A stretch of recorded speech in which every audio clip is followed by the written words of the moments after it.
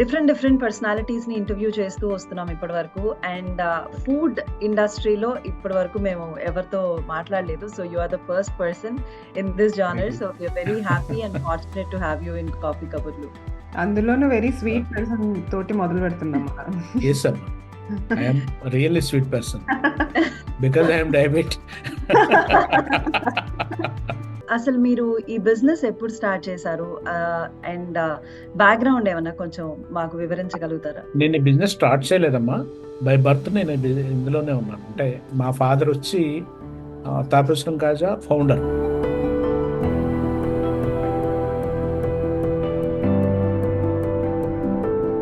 అలాగే hotel industry అనండి, sweet industry అనండి, ఏదైనా సరే చెఫ్ మారేసరికి ఆ style of making change. Sweets తినడానికి ఎంత తీయగా హాయిగా ఉంటాయి కదా, మరి స్వీట్ బిజినెస్ కూడా అంతే హాయిగా ఉంటుందా? వంశపారంపర్యంగా వచ్చిన వ్యాపారం అంటే వినడానికి చాలా సులువుగా ఉంటుంది, కానీ అది అనిపించేంత కనిపించేంత ఈజీనా? తాపేశ్వరం కాజా అనగానే నోరూరంది ఎవరికి?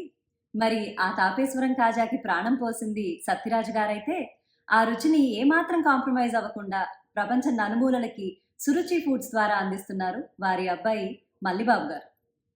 తండ్రి వారసత్వంగా వచ్చిన వ్యాపారాన్ని మరింత వృద్ధి చేయడంలో ఎంతో కృషి చేస్తున్న మల్లిబాబు గారికి ఆ ప్రయత్నంలో ఆయన ఎదుర్కొన్న కష్ట నష్టాల గురించి మనం ఇవాల్టి కాఫీ కబుర్లు ఎపిసోడ్లో తెలుసుకుందాం.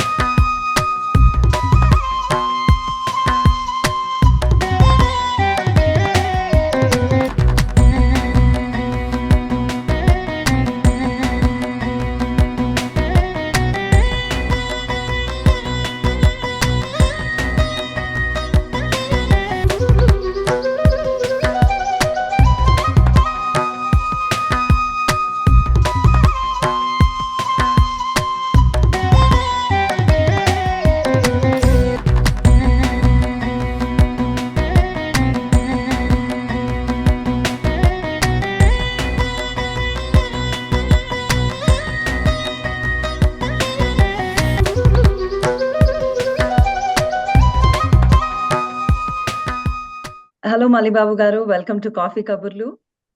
హాయ్ అమ్మా మైత్రేయ్ గారు. Good evening. మీకు గుడ్ మార్నింగ్. చాలా సంతోషంగా ఉందండి. మాకు అంటే డిఫరెంట్ డిఫరెంట్ పర్సనాలిటీస్ని ఇంటర్వ్యూ చేస్తూ వస్తున్నాం ఇప్పటి వరకు. అండ్ ఫుడ్ ఇండస్ట్రీలో ఇప్పటి వరకు మేము ఎవరితో మాట్లాడలేదు. So you are the first person in this genre. So we are very happy and fortunate to have you in coffee Kaburlu. అందులోనూ వెరీ స్వీట్ పర్సన్ తోటి మొదలు పెడుతున్నాం. Yes, Amma. I am a really sweet person because I am diabetic.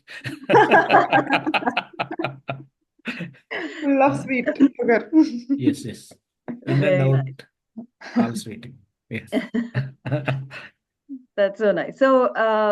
So to start with, అసలు మీరు ఈ business ఎప్పుడు start చేశారు? And background ఏమన్నా కొంచెం మాకు వివరించగలుగుతారా? నేను ఈ బిజినెస్ స్టార్ట్ చేయలేదమ్మా. బై బర్త్ నేను ఇందులోనే ఉన్నాను. అంటే మా ఫ్యామిలీ, మా ఫాదర్ వచ్చి తాపేశ్వరం కాజా ఫౌండర్. ఓ 1939లో ఆయన బిజినెస్ స్టార్ట్ చేశారు. నేను 8 మంది అమ్మాయిల తర్వాత నేను ఒక్కడే అబ్బాయిని మా నాన్నగారికి. వావ్. మా ఇద్దరికి కొద్దిగా ఏజ్ గ్యాప్ ఎక్కువ ఉంది. నాన్నగారికి మీకు చేత నాన్నగారు అన్నీ కూడా కొంచెం ఓల్డ్ ఆ టైప్ ఆలోచనలు అలాగే ఉండేవి. ఆ, ఆయన ఏంటంటే ఒక రకంగా చెప్పుకోవాలంటే ఆయన ఒక కష్టజీవి అంతే. ఆయన ఏం డబ్బు గురించి ఆలోచించి చేయడం కాదు. ఉమ్. బిజినెస్ అంటే ఒక తపస్సులా చేసేవారు ఆయన. అంటే ఎలా అంటే మనం ఇప్పుడు మార్కెట్లో ఏమైనా రేట్లు పెరిగితే రేట్లు పెంచుతున్నాం కానీ మళ్ళీ తగ్గితే తగ్గించట్లా. అసలు తగ్గుతాయా అండి? తగ్గించట్లా. అంటే అది లేదు వెనకాల కానీ తగ్గుతాయి, మనకి తెలియదు, ఆ, కన్స్యూమర్స్ కి మ- తెలియదు. ఆ, మా చిన్నతనంలో నుంచి కూడా ఏంటంటే కొద్దిగా ఈ పంచదార మైదా ఇవన్నీ ఆయిల్ కొద్దిగా రేట్ పెరిగితే మాకు కొద్దిగా 10 పైసలు 15 పైసలు రేట్ పెంచేవారు కేజీకి. ఉమ్. మళ్ళీ తగ్గగానే మళ్ళీ తగ్గించేసేవారు. అంటే ఆయనకు వచ్చే ఆ జీతం ఏదైతే లేబర్ ఛార్జెస్ ఉంటాయో దానికే ఆశించేవారు నాన్నగారు. వావ్! ఆ, తర్వాత అంటే నేను ఆ, ఇంచుమించుగా నేను చిన్నపిల్ల ఉన్నప్పుడు ఆ టైంలోనే మా 8 మంది అక్కలకి పెళ్ళిళ్ళు అయిపోయిన తర్వాత ఆయన ఓ స్టేజ్లో అయితే బిజినెస్ క్లోజ్ చేశారు, నాకు అవసరం లేదని చెప్పి. ఆ! అంటే అది మీకు ఇవ్వాలి ఆయనే వారసత్వంగానే ఆయన అనుకోలేదు. అసలు ఆ ఆలోచనే అసలు ఆయనకు ఉండేది కాదు. ఆయనే తాపేశ్వరం చిన్న విలేజ్. ఈ రోజుకి 7,000 పీపుల్ పాపులేషన్. అది ఒక చిన్న విలేజ్. అది ఆ విలేజ్లో ఒక 4 షాపులు ఈయనే పెట్టుబడి పెట్టి పెట్టించారు. ఓహో! ఉమ్. అంటే మనకు పోటీ మనమే మనమే అన్నట్టుగా. క్రియేట్ చేసుకున్నారు అన్నమాట. అదే. అలా మా ఫ్యామిలీ మెంబర్స్ తోటే మా అమ్మ వాళ్ళు మా నాన్నగారు వాళ్ళు బంధువులందరూ మా ఇంట్లోనే ఉండేవారు.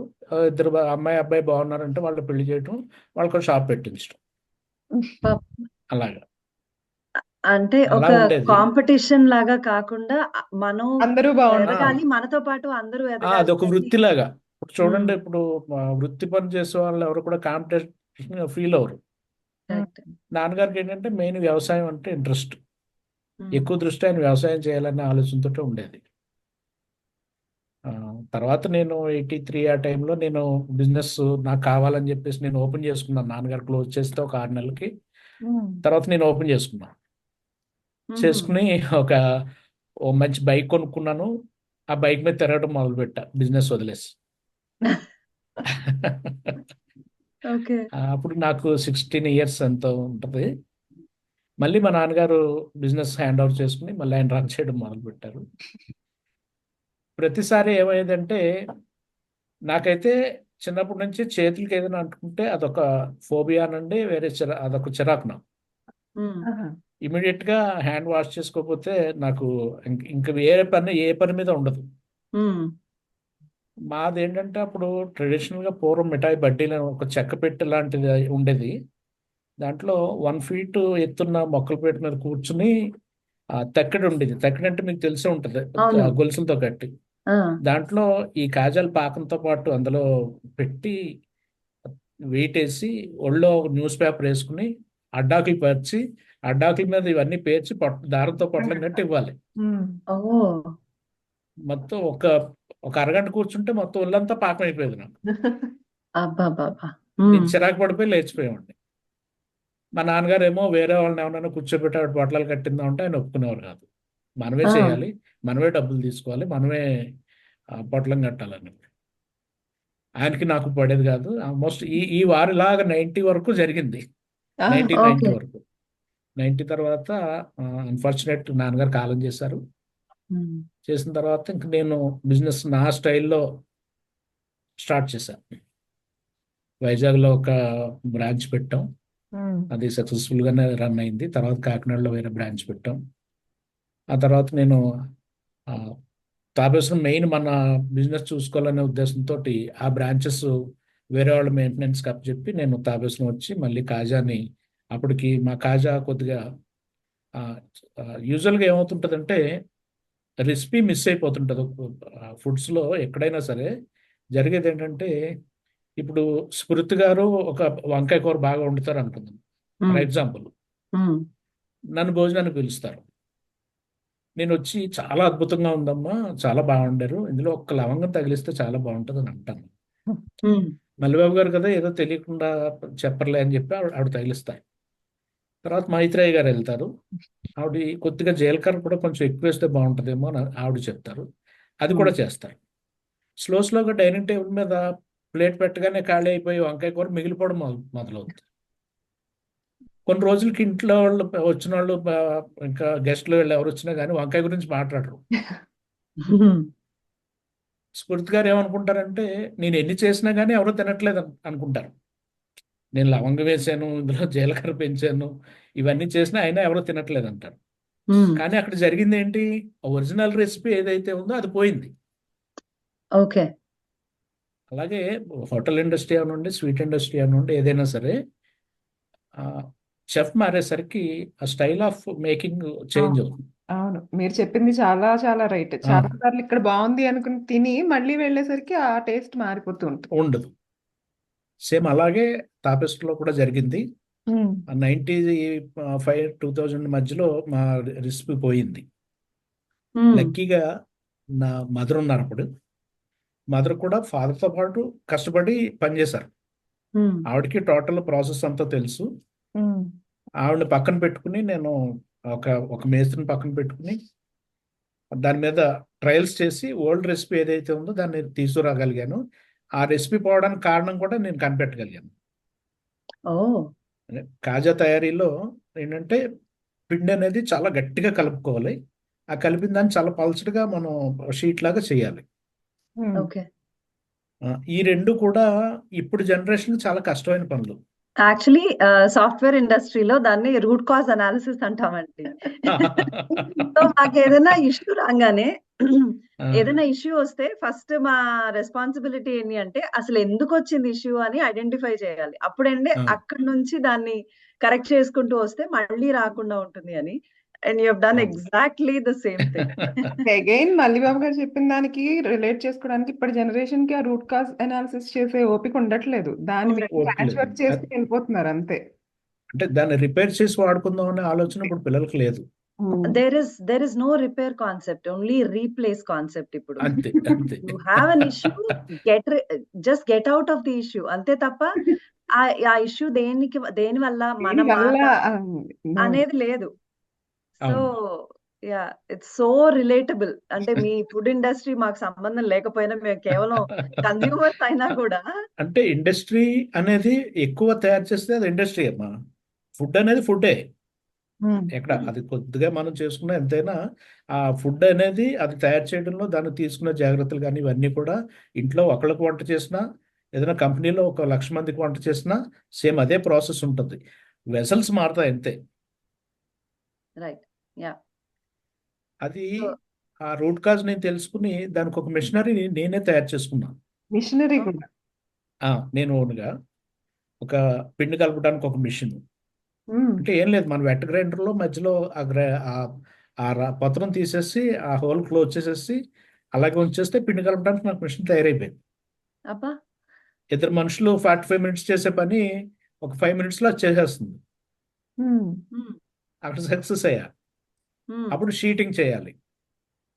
అప్పుడు నాకు తెలుసున్న ఒక చిన్న 2D సాఫ్ట్వేర్ నా కంప్యూటర్లో పెట్టుకుని దాని మీద కొన్ని డ్రాయింగ్లు వేసుకుని అవన్నీ ప్రింట్లు తీసుకుని వర్క్షాప్కి వెళ్ళి వాళ్ళకి ఐరన్ షీట్ మీద ఈ ప్రింట్లు అంటించి దానికి తగ్గట్టుగా కట్ చేయించుకుని బేరింగ్లు ఇవన్నీ కొని మొత్తం మీద ఒక షీటర్ తయారు చేయగలిగాను. ఆటోమేషన్ ప్రాసెస్ కూడా తీసుకొచ్చేసారు. అంటే అలా లేకపోతే అవ్వదు. వీళ్ళు మన పిల్లల మీద ఆధారపడితే వీళ్ళకి అంత బలం లేదు, దాన్ని చేయలేదు. మనం పక్కకి వెళ్ళగానే వీళ్ళు మళ్ళీ పిండి పలచగా కలిపేసుకుంటారు, ఈజీగా వర్క్ చేసేస్తారు. అంటే ఏమవుతుందంటే మనకి ఎప్పుడైతే మనం ఏదైనా మీరు పూరి పిండి అవనివ్వండి ఇంకోటి అవనివ్వండి, ఎప్పుడైతే మీరు వాటర్ అందులో ఎక్కువ వేసామో ఆ వాటర్ని ఆయిల్ రిప్లేస్ చేస్తారు. మీరు ఎంత వాటర్ ఎక్కువ వేసి మీరు పిండి కలిపితే అంత ఆయిల్ అది తీసుకుంటుంది. వన్స్ ఆయిల్ తీసుకుంటే ఇంక దాంట్లో ఇంకేది నిలబడదు, ఎందుకంటే ఆయిల్ జెడ్కి మనం సిరప్ కూడా వదిలేస్తాం. ఇవన్నీ చూసుకుని ఎడ్యుకేషన్ బ్యాక్గ్రౌండ్ ఏంటండి? 10th పోయిందమ్మా, లెక్కలు ఒకటే పాస్ అయ్యారు. లాజిక్ లో పర్ఫెక్ట్ అండి మీరు. అంటే ఇంత బాగా వెట్ గ్రైండర్ ని ఇట్లా వాడడం అండ్ అన్ని లాజికల్ గా థియరిటికల్ గా అన్ని బాగా నాలెడ్జబుల్ గా ఉన్నారు. సో నేను చాలా పెద్ద డిగ్రీ ఏదో ఉంది అనుకున్నాను. ఏం లేదమ్మా. కాకపోతే నేను జే- నవల్స్ బాగా చదివండి 8th క్లాస్ 9th క్లాస్లో. అప్పట్లో నవల్స్ అంటే చాలా తప్పుగా ఉండేది, కానీ చాలా ఇన్ఫర్మేటివ్గా ఉండేది. ఒక్కొక్క సబ్జెక్ట్ తీసుకుంటే కొంతమంది రైటర్స్ ఆ సబ్జెక్ట్ మీద చాలా డీప్గా అందులో డిస్కషన్స్ ఉండేవి అప్పుడు నావెల్స్లో. అంటే 80s 90sలో నావెల్స్లో. ఇప్పుడు ఇంకా నావెల్స్ చదివేవాళ్ళు కూడా ఎవరు లేరు. మ్మ్. దాంతో కొంత ఇంట్రెస్ట్ అది. నెక్స్ట్ ఇప్పుడైతే యూట్యూబ్లు ఇవన్నీ వచ్చేసినాయి, ఏది కావాలితే అది ఇన్ఫర్మేషన్ రెడీగా ఉంటుంది. అప్పుడు మనం ఆలోచించుకుని కాగితం మీద వేసుకుని బొరబాటలు కొట్టుకుని చేసుకోవాల్సి వచ్చేది. అది బట్ వన్స్ మిషన్ తయారైన తర్వాత నాకు ఇంకా క్వాలిటీలో అంటే ఇంచుమించు 2000లో నాకు మిషన్ తయారైంది. అప్పటి నుంచి మళ్ళీ నేను ఏదైతే మా నాన్నగారు ఒరిజినల్ రెసిపీ ఉందో దాన్ని మళ్ళీ కాల్ బ్యాక్ చేయగలిగాను. ఎన్నేళ్ళు పట్టిందండి మీకు ఆ మెషినరీ కనిపెట్టడానికి, మొత్తం వర్కింగ్ మోడల్? నాకు 1.5 year. అసలు ఆసమ్ అండి. అంటే మీ అంతకు మీరు అటు రావడము అసలు టెక్నాలజీని వాడి మీరు ఆ విధంగా చేయగలిగారు. అండ్ ఎంత సులువుగా అంటే మనుషులతో సంబంధం లేకుండా అంటే ఆ మనిషి ఎక్స్పర్టైజ్ ఏం అవసరం లేదు. మెషినరీయే అవసరం లేదు. చూసుకుంటుంది. నేను అది నమ్ముతానమ్మా. అవసరం మనకు అన్నీ నేర్పుతుంది. మనిషిని నీటిలో గెంటేస్తే ఈతటం ఆటోమేటిక్గా నేర్చుకుంటాడు. ఈత నేర్చుకోవాలని దిగితే నేర్చుకోవడం అవ్వదు. మేము చిన్నతనంలో మేము అలాగే నేర్చుకున్నాం ఈతలు కూడా. కాలంలో దూకేసి కొట్టుకుపోతూ ఈతలు నేర్చుకున్నాం అంతే. జీవితంలో కూడా అలాగే చేశానంటారు. అంతే కదా. ఇప్పుడు మీకు చూడడానికి అప్పుడు దీన్ని ఏమంటారంటే సృజనాత్మకత అని చెప్పేసి ఒక వర్డ్ ఉంది తెలుగులో. అవును. అంటే దేనైనా ముట్టుకుని తాకి ఆ దగ్గరలో చూస్తేనే అది మనకి పూర్తిగా డీటెయిల్స్ తెలుస్తాయని. ఇప్పుడు అది పోయింది. అది యూట్యూబ్లో మనం అన్ని చూసేస్తున్నాము. దాని డీటెయిల్స్ ఏమో నెట్లో వచ్చేస్తున్నాయి. ఆ ఏనుగంటే ఏనుగు ఎలా ఉంటుందో మనకు తెలుసు. మా చిన్నతనంలో ఏనుగంటే ఏం చెప్పారంటే, నలుగురు గుడ్డోళ్ళు ఏనుగు గురించి చెప్పాలంటే ఒకడు ఏనుగంటే లావుగా స్తంభంలా ఉంటుందని, ఒకడు చీపురులా ఉంటుందని అలా మన ఊహ ఆ, క్రియేట్ చేసేవాళ్ళం అప్పుడు అన్ని. చేసేవాడు. ఇప్పుడు మీరు ఇప్పుడు అలా చెప్పినట్టు కాకుండా చదివి ప్రతి ఆ ఇమాజినేషన్ ఉండేది బాగా బుక్స్ చదవడం. అంతే. అవును. ఫుడ్ బిజినెస్ అంటే చాలా కాంపిటీషన్ ఉంటుంది. మనం అసలు అడుగడుగునా స్వీట్ స్టాల్స్ చూస్తూనే ఉంటాం కదా. అవునండి. మరి ఆ కాంపిటీషన్ లో మీ ట్రేడ్ మార్క్ నిలబెట్టుకోవడానికి మీరు స్పెషల్ గా ఏమైనా చేస్తారా? ఏం చేస్తూ ఉంటారు? కాంపిటీషన్ అనేది కామన్ అమ్మా, ఎనీ బిజినెస్ లో కామన్. ఫుడ్ బిజినెస్ అనే కాదు, ఎనీ బిజినెస్ కామన్. కాకపోతే ఒక ప్రొప్రైటరీ ప్రొడక్ట్ మన దగ్గర ఉన్నప్పుడు కాంపిటీషన్ పెద్ద ఇష్యూ కాదు. ఉమ్, ఇప్పుడు మీకు నెంబర్ ఆఫ్ స్వీట్ షాప్స్ ఉన్నాయి చాలా చోట్ల. వాళ్ళదంటూ ఓన్ గా ఒక ప్రొడక్ట్ లేదు. వాళ్ళు అన్ని బాగా తయారు చేస్తారు, ఉమ్, ప్రతి ఐటమ్ బాగుంటుంది. కానీ వాళ్ళు పలానా దాంట్లో స్పెషాలిటీ అనేది చాలా తక్కువ షాప్స్ లో ఉంటుంది. ఇప్పుడు బందర్ లడ్డు, అలాగే మన అయ్యంగార్ బేకరీ అంటారు, ఉమ్, అవును. కరాచీ స్వీట్స్ అంటారు. మ్మ్. ఇప్పుడు కరాచీ స్వీట్స్ అయ్యంగార్ బేకరీలో పర్టికులర్ ప్రొడక్ట్ లేదు. కరెక్ట్. బందర్ లడ్డులో బందర్ లడ్డు ఉంది, కాకినాడ కాజాలో కాజా ఉంది, అలాగే తాపేశ్వరం కాజాలో కాజా ఉంది. మ్మ్. ఇలా దీన్ని మనం కాపాడుకోగలిగినప్పుడు ఆటోమేటిక్ గా మనం ఈ ఏదైతే పోటీ ఉందో మీరు అన్న కాంపిటీషన్, దాంట్లోంచి బయటకు వచ్చేస్తాం. మ్మ్. మన ప్రొడక్ట్ మనం కరెక్ట్ గా పర్ఫెక్ట్ గా చేయగలిగినప్పుడు అసలు కాంపిటీషన్ అనే వర్డే రాదు.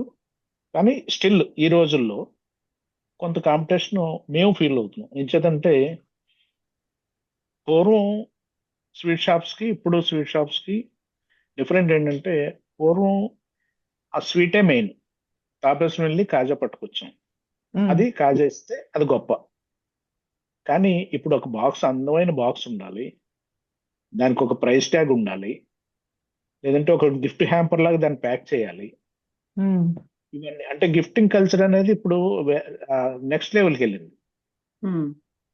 ఇది వరకు తినే వస్తువు ఇవ్వడమే గిఫ్ట్, కానీ ఇంగ్రీడియంట్ దాన్ని ఇంపార్టెంట్ ఉండేది, ఇప్పుడు పైన దాన్ని నీట్ గా సింపుల్. ప్యాక్ చేయటం, ప్రజెంట్ చేయటం, ఇవన్నీ కూడా వస్తున్నాయి.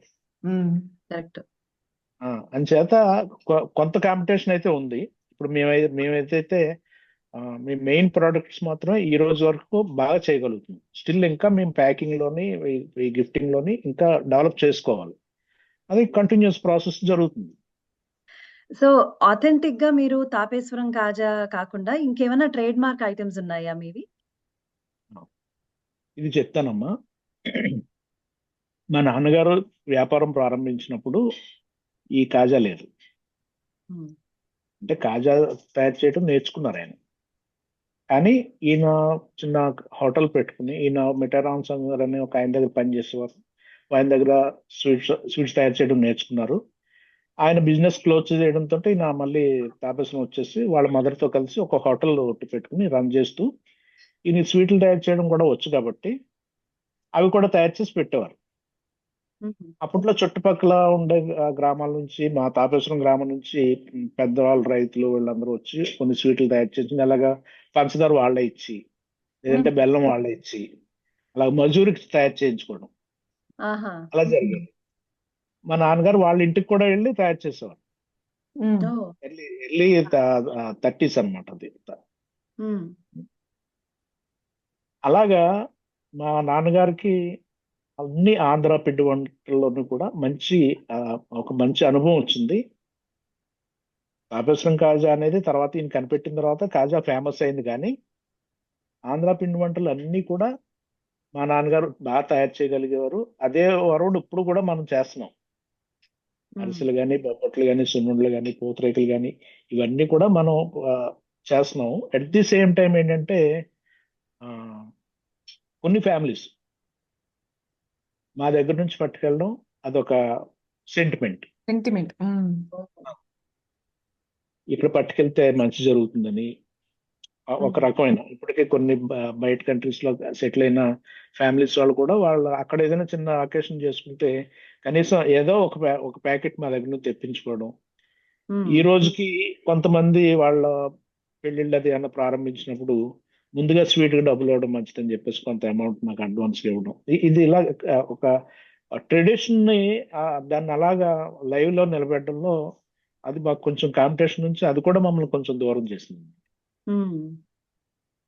మీరు కాంపిటీషన్ లాగా కాకుండా ఒక మోటివేషన్ లాగా తీసుకుంటున్నారు. ప్రతి సిట్యుయేషన్‌ని కూడా దాన్ని మీ ఒక లెర్నింగ్ లాగా తీసుకొని దాన్ని ఇంకా బెటర్‌గా ఎట్లా చేయాలి అనే ఆలోచనతో మీరు ఆ, వెళ్తున్నట్టు అనిపిస్తోంది మాకు. ఇది కంటిన్యూస్ ప్రాసెస్ అమ్మా. ఫుడ్ బిజినెస్ లో ఇది కంటిన్యూగా ఈ ప్రాసెస్ లో లేకపోతే మనం మన గొయ్యి మనమే తప్పకుండా అవుతాం.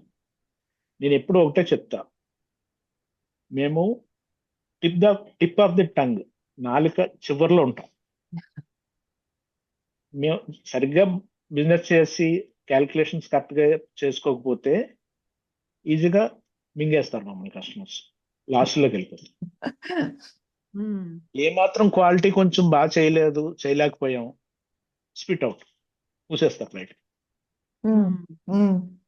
అక్కడ ఉండి మేము బ్యాలెన్స్ చేసుకుంటూ అంటే అక్కడ ఒక టిప్ ఆఫ్ ది టంగ్ మీద బ్యాలెన్స్ చేసుకోవడం ఎంత కష్టమో, ఫుడ్ బిజినెస్ లో ఆ స్టాండర్డ్ క్వాలిటీ మెయింటైన్ చేయడం కూడా అంత టఫ్. ఇది ఎవ్రీడే జాబ్.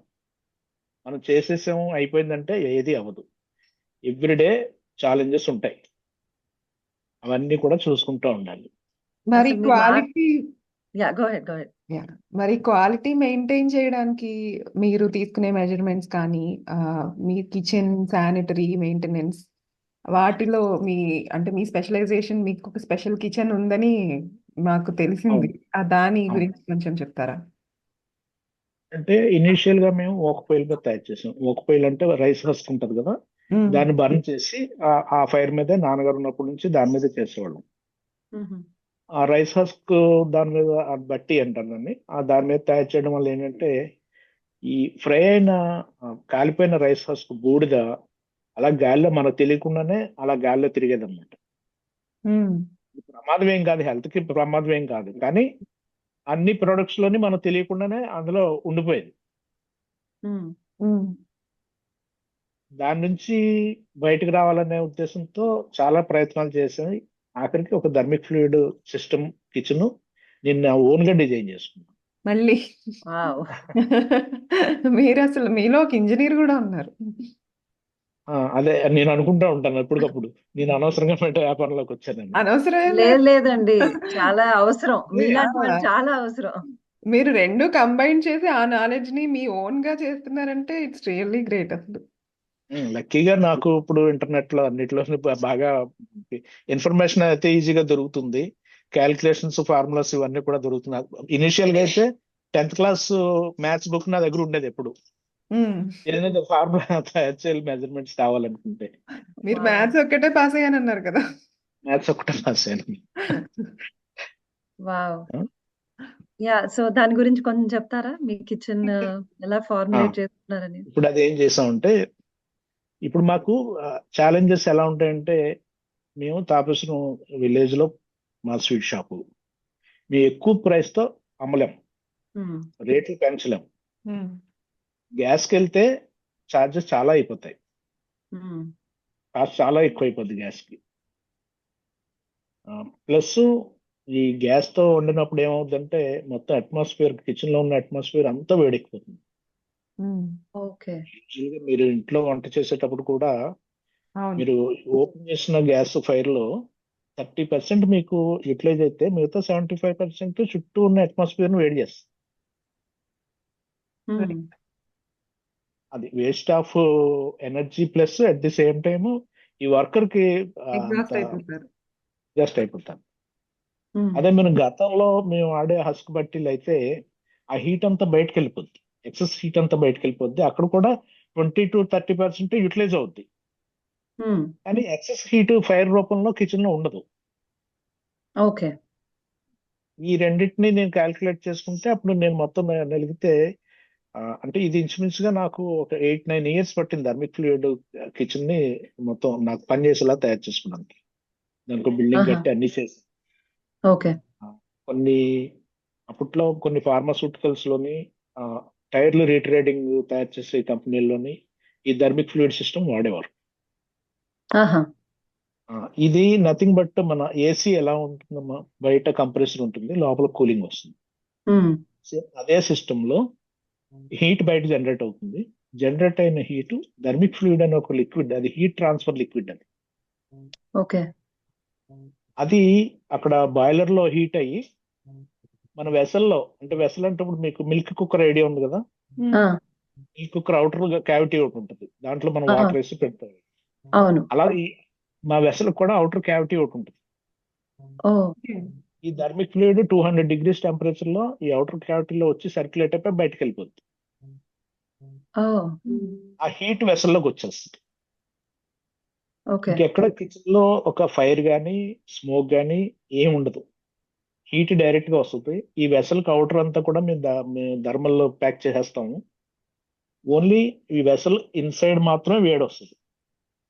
దాంట్లోనే మనం వేసి వేయించుకున్నా, లేదంటే మిల్క్ ఎవాపరేట్ చేసినా, ఏదైనా దాంతో అవుతుంది. ఇప్పుడు మాక్సిమం ఈ మధ్యకాలంలో ఒక లాస్ట్ ఒక 4-5 years నుంచి చాలా పెద్ద పెద్ద కిచెన్స్, హల్దీరామ్స్, వీళ్ళందరూ కూడా ఈ థర్మిక్ ఫ్లూయిడ్ సిస్టమే వాడుతున్నారు. కానీ ఓకే. దీని ఇంత ముందు ఎప్పుడో నేను ఒక 10 years 12 years బ్యాక్ నుంచే దీన్ని స్టడీ చేశాను. మొత్తం మీద ఇది ఏమవుతుందంటే కొన్ని మెషినరీ వెళ్ళేసరికి ఫుడ్, ఎస్పెషల్లీ ఫుడ్ బిజినెస్ లో Hmm. లార్జ్ స్కేల్ ప్రొడక్షన్ తాలూకు మనం తయారు చేయడం కోసమే మెషిన్స్ ఉంటాయి. స్మాల్ స్కేల్లో తయారు చేయడానికి మెషిన్స్ ఉండవు, ఓకే. అవి మనమే తయారు చేసుకోవాలి. ఓ. దాని గురించి నాకు ఒక 8 years దానికి R&D చేసి మొత్తం మీద చేసుకున్నాం. ఇప్పుడు హ్యాపీగా మా స్టాఫ్ హ్యాపీగా ఉన్నారు, మేము హ్యాపీగా ఉన్నాము. చక్కటి క్వాలిటీ మెయింటైన్ చేయడంలో ఇది ఎలా యూటిలైజ్ అవుతుందంటే ఈ సిస్టమ్, అంటే మీకు ఎక్కువ టెక్నికల్ గా చెప్పేస్తున్నాను అనుకోవద్దు. లేదు లేదు. చాలా చా- ఇంట్రెస్టింగ్ ఉంది. అది యా. చాలా యూస్ఫుల్ కూడా తెలుసుకునే మిగిలిన వాళ్ళకి. ఇప్పుడు చిన్న చిన్న కిచెన్ స్టార్ట్ చేద్దాం అనుకున్న వాళ్ళకి కూడా ఇప్పుడు మీరు చెప్తున్న ఇన్ఫర్మేషన్ చాలా యూస్ఫుల్ గా ఉంది.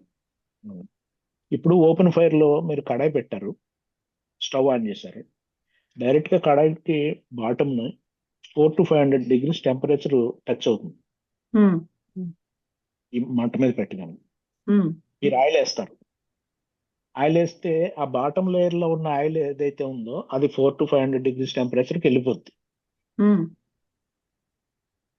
అది రొటేట్ అవుతా ఉంటది. మనకు కావాల్సిన టెంపరేచర్ వచ్చే లోపల, అంటే మనకు కావాల్సిన 180 degrees టెంపరేచర్ వచ్చే లోపల ఆయిల్ పూర్తిగా కిల్ అయిపోతుంది. ఉమ్, 200 degrees దగ్గర స్మోక్ పాయింట్. ఆ 200 degrees దాటే మనం టెంపరేచర్ ఇస్తాం దానికి. అప్పుడు ఆటోమేటిక్ గా ఆయిల్ దానిలో లైఫ్ పోద్ది. స్మోక్ అయితే ఉమ్, రాదు కానీ లైఫ్ పోద్ది.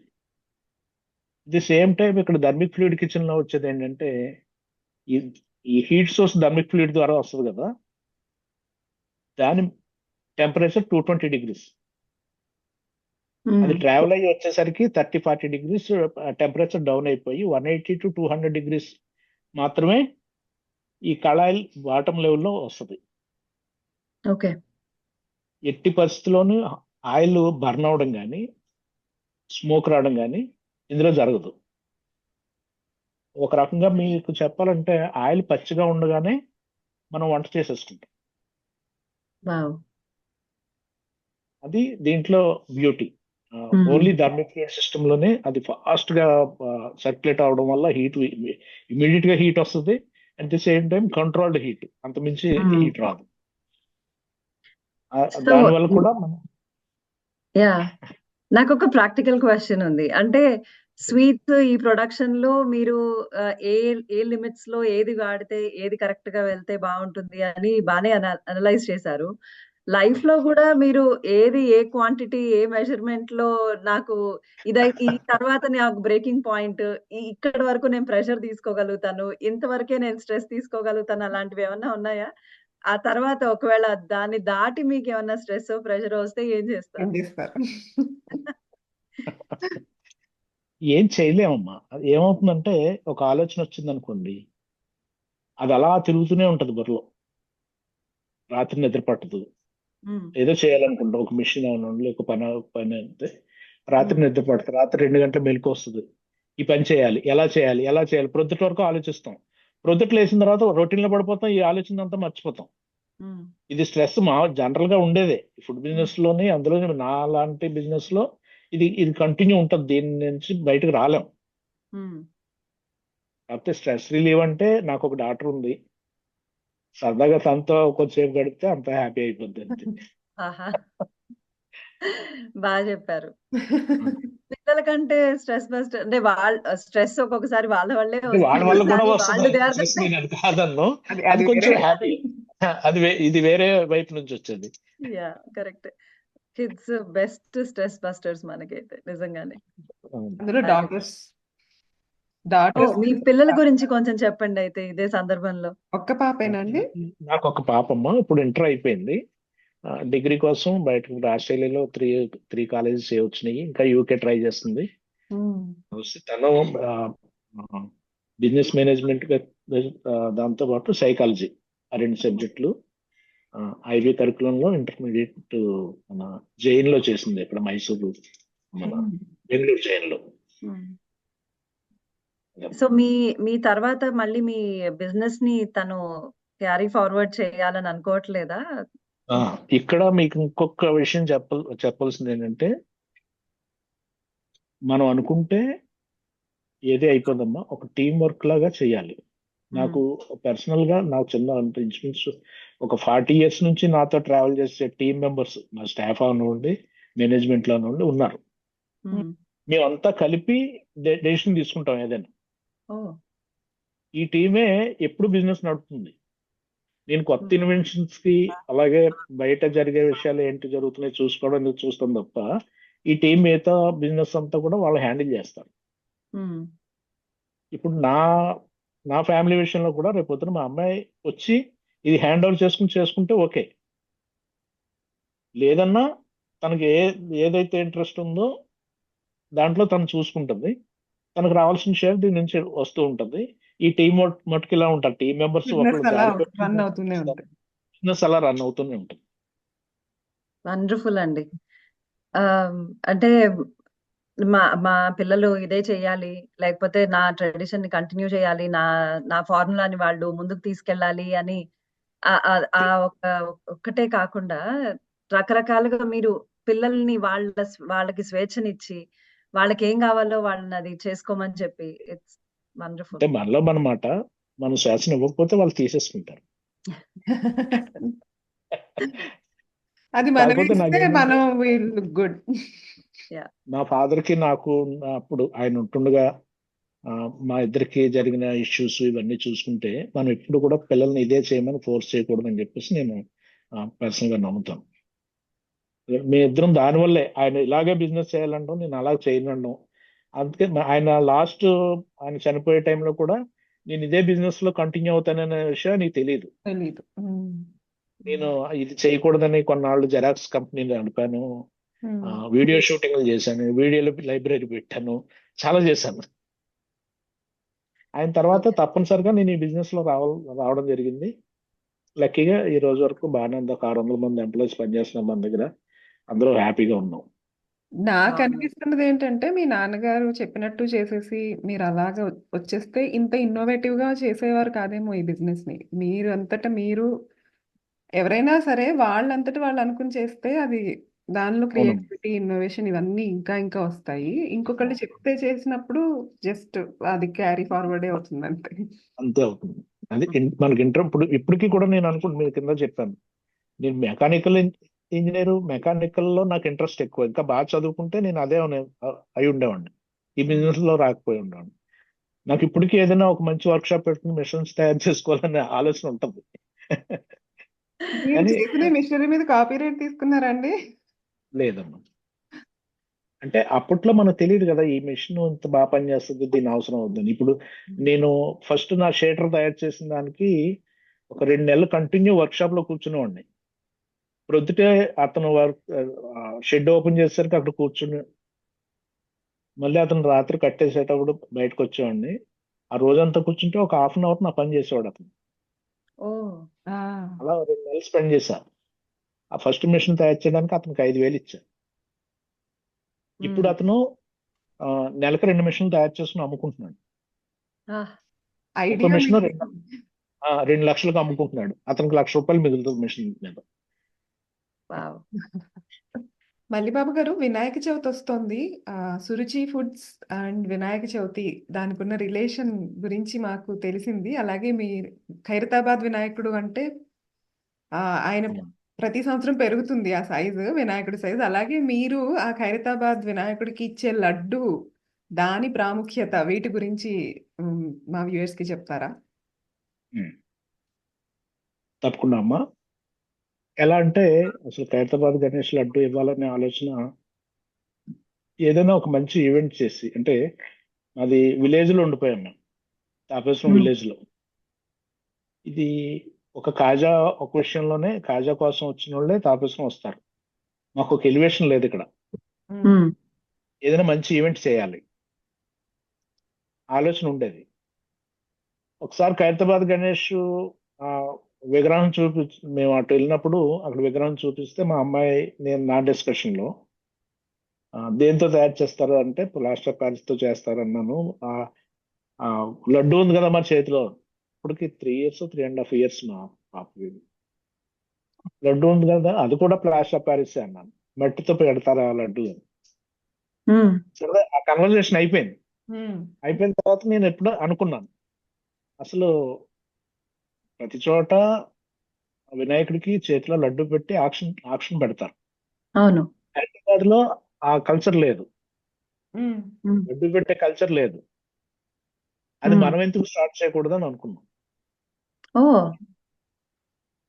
అప్పుడు వాళ్ళ దగ్గరికి వెళ్ళి, సుదర్శన్ గారు అని ఉండారు వారు, ఆయన దగ్గరికి వెళ్ళి ఇలాగ ఒక 100 kg లడ్డు ఇస్తానండి నేను, అది చేతిలో పెడతారా అని. మీరు ఇస్తానంటే పెట్టడానికి మాకు అభ్యంతరం ఉంటుందండి, ఇవ్వండి. ఓ ఎప్పుడు స్టార్ట్ చేశారు ఇది? ఇది 2010 అమ్మా. వావ్. ఫస్ట్ లడ్డు మనం 2010 లో ఇచ్చాం. ఓకే. ఇప్పుడు మళ్ళీ ఇది సమస్య, నాకు మళ్ళీ నా 10th క్లాస్ లెక్కల పుస్తకం కావాల్సి వచ్చింది. ఆ ఎక్కల బుక్ ఏదో మాకు కూడా ఇవ్వండి, ఎంతో అంత చదివి మేము కూడా ఏదైనా చేస్తాం. అంటే మీకు ఎలా అంటే హౌ టు క్యాల్కులేట్. ఇప్పుడు మన చిన్న లడ్డు అనుకోండి, ఇలా చేతులు వేసుకుని చుట్టేస్తాం ఇలాగా. అవును. పెద్ద లడ్డు అంటే అంత పెద్ద చేతులు ఉండవు కదా, అవును. దాన్ని ఎలా చుట్టాలి, చుట్టాలంటే అది ఎంత, దాన్ని చుట్టుకొలత ఎంత. పైగా ఏకంగా 100 కిలోల లడ్డు అనేసారు ఒకటేసారి. 100 కిలోల లడ్డు. ఆ 100 కిలోల లడ్డు 100 కిలోలతో ఆగల. మేము 500 కిలోలు తయారు చేద్దాం అనుకున్నాం మళ్ళీ. ఓహ్! వాళ్ళు చెప్పాం 500 కిలోలైనా 500 పర్లేదు. కిలో 500 కిలోల 500 కిలోల లడ్డు తయారు చేయాలంటే 500 కిలోలు అంటే ఎంత సైజ్ వస్తుంది? ఆ! దాన్ని మీరు తాపేశ్వరంలో తయారు చేయించి హైదరాబాద్ పంపిస్తారా? అవునమ్మా, అవునమ్మా. మళ్ళీ అప్పుడు ట్రాన్స్పోర్టేషన్ మళ్ళీ ఎలా చేయాలి? ఈ స్పేర్ క్యాల్కులేటర్ తోటి ఆ, మనం 500 కేజీ అంటే ఒక ఒక 4x4x4 ఒక స్క్వేర్ నేను ఒకటి తీసుకుని దాంట్లో లడ్డు అంతా నొక్కి అది ఎంత హ్మ్. వెయిట్ వచ్చిందో చూసి ఒక క్యూబిక్ ఇంచ్ కి ఎంత వెయిట్ వస్తుంది లడ్డు. ఓహ్! 500 కేజీలు అంటే ఎన్ని క్యూబిక్ ఇంచెస్ వస్తుంది? అన్ని క్యూబిక్ ఇంచెస్ కి ఒక స్పేర్ అంటే దాని సైజ్ ఎంత వస్తుంది? హ్మ్. హ్మ్. అది క్యాల్కులేట్ చేసుకుని దానికి ఒక బౌల్ తయారు చేసి కింద మన ఐస్ క్రీమ్ పెట్టే బౌల్ ఉంటుంది కదా, అవును. అలా తయారు చేసి ఒక సగం వరకు వచ్చేలాగా సగం వరకు అందులో పెట్టి ఆ మిగతాదంతా పైన అలా చుట్టూ అలా నొక్కుతూ నొక్కుతూ లడ్డు తయారు చేసాము. వావ్! అది 600 కిలోలు అయింది. మేము అనుకున్నది 500. 600 కిలోల? ఇంకా అక్కడితో అయిపోలా. ఆ! వాళ్ళకి చెప్పలేదు 600 కిలోలు, వాళ్ళకి 500 కిలోలు అని చెప్పాను. ఎందుకంటే మళ్ళీ చేతి మీద 10 రోజులు ఉండాలి. అది 10 వినాయకుడి రోజులు. చేతిలో 10 రోజులు ఉండాలి. ఆ! ఆ!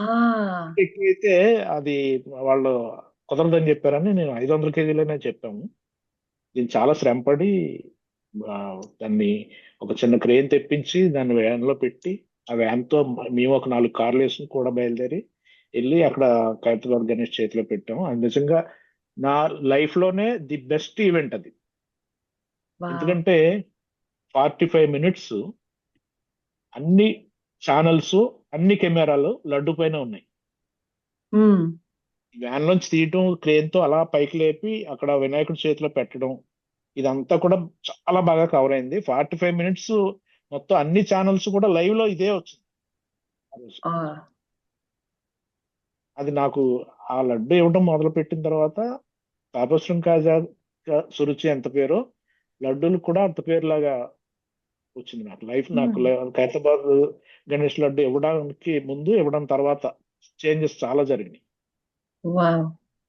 కాకపోతే ఈ 500 కేజీల లడ్డు అక్కడ పంపిణీ వచ్చేసరికి గొడవలుగా అయ్యి నెక్స్ట్ ఇయర్ 2400 కేజీలు. వా! ఏంటది? తర్వాత ఇయర్ 3200 కేజీలు, 4800 కేజీలు. లాస్ట్ లడ్డు 2015 అంటే 6వ లడ్డు 6 టన్నులు, 6 టన్నులు. 6000 కిలోలు. మాకు కావాలి.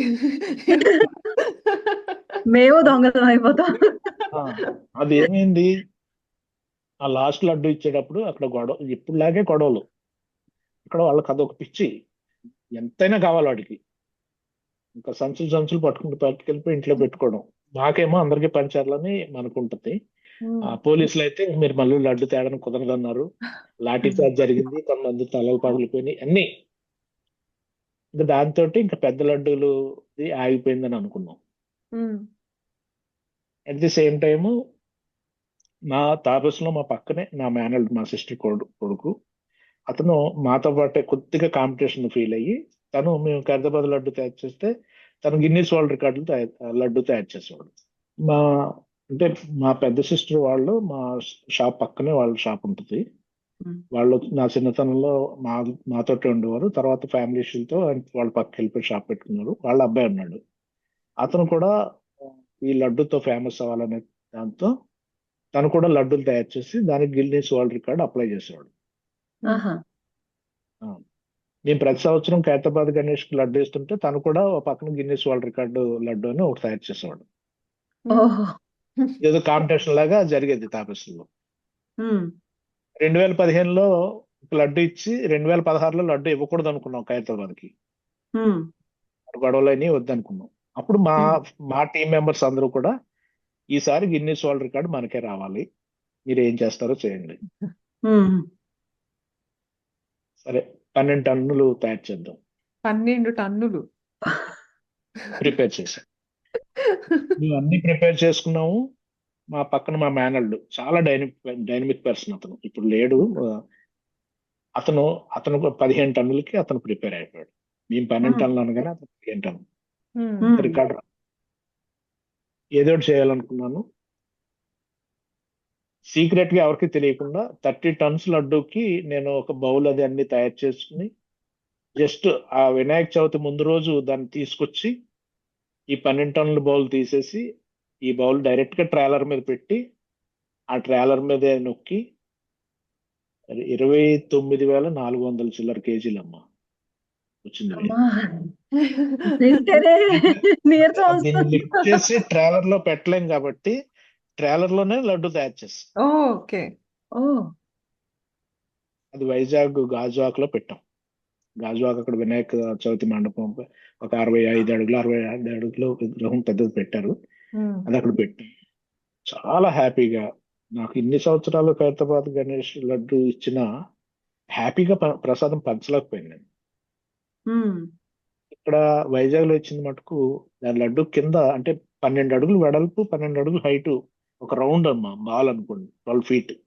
ఆ, ఆ బాల్ కి కింద కన్నం పెట్టి అందులోంచి తోడడం మొదలు పెట్టాం లడ్డు. మరి పంపిణీ చేయాలి కదా, ఆ, దేవుడికి పెట్టేసిన తర్వాత మరి అలా వదిలేయలేం కదా, ఆ, దాన్ని ఖర్చు పెట్టాలి. ఆ, వైజాగ్, విజయనగరం, శ్రీకాకుళం డిస్ట్రిక్ట్లు అన్నిటి చోట కూడా గణపతి మండపాల్లో భోజనాల్లో ఇదే లడ్డు ఇదే ప్రసాదం. లడ్డు ప్రసాద్. ఓ ఎవరు ఎంత కావాలో పట్టుకెళ్ళండి, రండి, ఆ, అలాగే ము- ఇచ్చాం. 30,000 కేజీలు కిలోలు. వా. కిలోలు మీకు ఇప్పుడు కూడా కొడితే largest laddu in the world అని కొడితే మీరు గిన్నిస్ వరల్డ్ రికార్డ్ నా పేరుతో ఉంటుంది. వా. ఇప్పటివరకు ఎవరు బ్రేక్ చేయలేదు, ఈవెన్ నేను కూడా చేయలేను అది. ఆ, చేయమంటే చేయలేదు. మీ రికార్డ్ మీరే బ్రేక్ చేసుకోలేకపోతున్నారు. చేయలేను, చాలా శ్రమ. చాలా మనం కష్టపడి పైకెక్కిన తర్వాత అందరూ మనల్ని చూస్తూ ఉంటారు. ఉమ్, అక్కడ చిన్న తేడా చేసినా గానీ అక్కడ నుంచి కింద పడిపోతాం మనం, అది కూడా అందరూ చూస్తారు.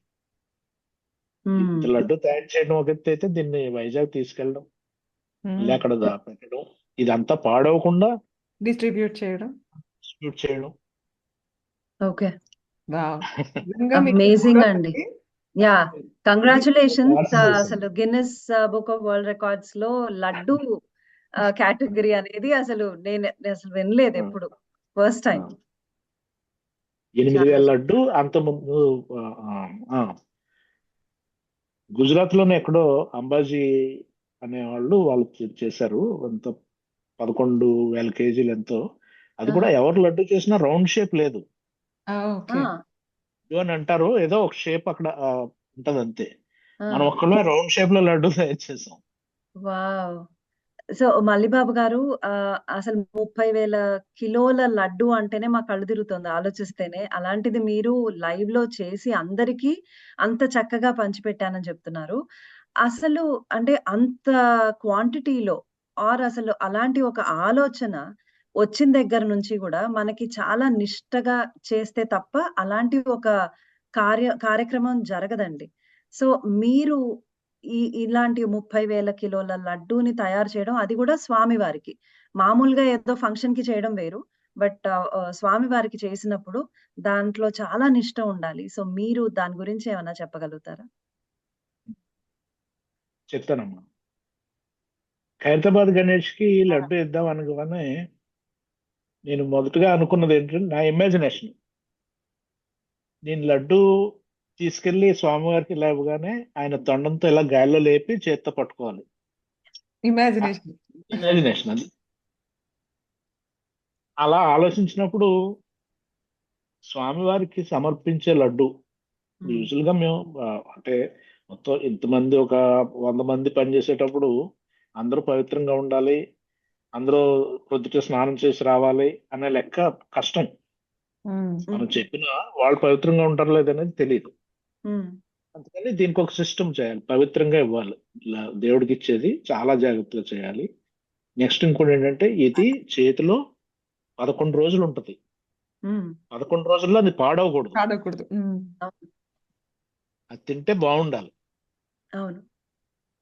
ఇది ఆలోచించుకుని అప్పుడు నేనే ఇంచుమించుగా ఇనిషియేటివ్, గణేష్ మాలలకి ఇనిషియేటివ్ కూడా నేనే. నేను అప్పుడు ఈ బ్రాహ్మణులు అడిగి ఇలాగ చేద్దాం అనుకున్నానంటే, అయితే దీక్ష తీసుకోండి మీరు, దీక్ష తీసుకుని తయారు చేయండి అన్నారు. అప్పుడు ఈ దీక్ష ఎటువంటి వస్త్రాలంటే మన ఈ ఇక్కడ మన ఆ, కాణిపాకం